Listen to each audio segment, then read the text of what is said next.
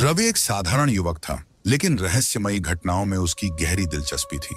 वह अक्सर पुरानी वीरान जगहों पर जाकर वहां की कहानियों की पड़ताल करता और YouTube पर वीडियो बनाता था। एक रात जब वह अपने अगले वीडियो की योजना बना रहा था, तभी उसके मोबाइल की स्क्रीन अचानक चमकी। एक अनजान नंबर से कॉल आ रहा था। इतनी रात को कौन फोन कर सकता है, उसने सोचा और कॉल रिसीव कर लिया। दूसरी ओर से एक धीमी मगर भारी आवाज आई, अगर तुम्हें सच्चाई का सामना करने की हिम्मत है तो रात 12 बजे इस पते पर आओ। फोन कट गया।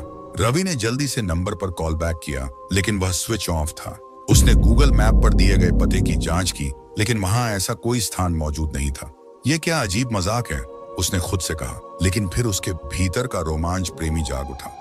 उसे रहस्य और डरावनी जगहों को एक्सप्लोर करने में मजा आता था। उसने कैमरा, टॉर्च और मोबाइल उठाया और रात 11:30 पर उस पते की ओर चल पड़ा। रवि जब बताए गए पते पर पहुंचा तो वहां एक पुराना सुनसान मकान था। मकान की खिड़कियां टूटी हुई थीं और अंदर से हल्की हल्की रोशनी आ रही थी। रवि ने चारों ओर देखा, वहां कोई नहीं था। पूरी तरह सुनसान थी। मकान के दरवाजे पर पहुंचकर उसने दस्तक दी, लेकिन कोई जवाब नहीं आया। शायद ये कोई प्रैंक कॉल था, उसने सोचा। लेकिन तभी दरवाजा अपने आप धीमे से खुल गया, जैसे कोई उसे बुला रहा हो। रवि ने झिझकते हुए अंदर कदम रखा। जैसे ही वह भीतर गया, दरवाजा जोर से बंद हो गया। वह तुरंत पलटा, लेकिन यह देखकर उसकी रीढ़ में ठंडक दौड़ गई। दरवाजा पूरी तरह गायब हो चुका था। ये क्या हो रहा है, उसने घबराकर सोचा। कमरे में अजीब सी ठंडक थी। अचानक उसे एक धीमी आवाज सुनाई दी, आ गए। रवि का शरीर कांप उठा। उसने चारों ओर देखा, लेकिन वहां कोई नहीं था। कमरा बहुत बड़ा था, लेकिन उसके कोने धुंध में डूबे हुए थे। दीवारों पर अजीबोगरीब चित्र थे, जिनमें लोगों के डरावने चेहरे बने थे। कुछ चित्रों में इंसान की शक्लें धीरे धीरे धुंधली हो रही थीं, जैसे वे किसी स्याह धुएं में बदल रहे हों। रवि की नजर एक पुरानी घड़ी पर पड़ी, जो ठीक 12 बजे पर अटकी हुई थी।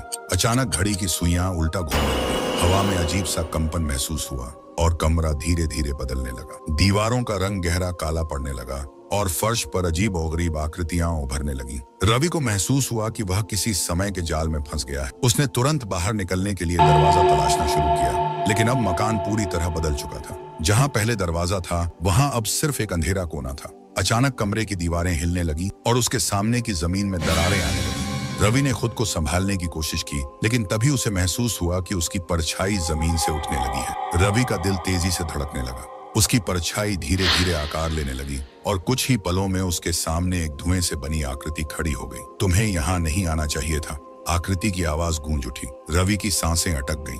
वह हिल भी नहीं पा रहा था। तभी उसकी जेब में रखा मोबाइल अपने आप ऑन हो गया और वही अनजान नंबर स्क्रीन पर चमकने लगा। उसने डरते हुए फोन उठाया। दूसरी ओर से वही रहस्यमयी आवाज आई, अब तुम माया जाल में फंस चुके हो, बाहर निकलने का कोई रास्ता नहीं। रवि का पूरा शरीर कांप उठा। अचानक फोन की स्क्रीन से अजीब रोशनी निकली और उसके चारों ओर अंधेरा छाने लगा। उसे लगा जैसे वह किसी गहरी खाई में गिर रहा हो।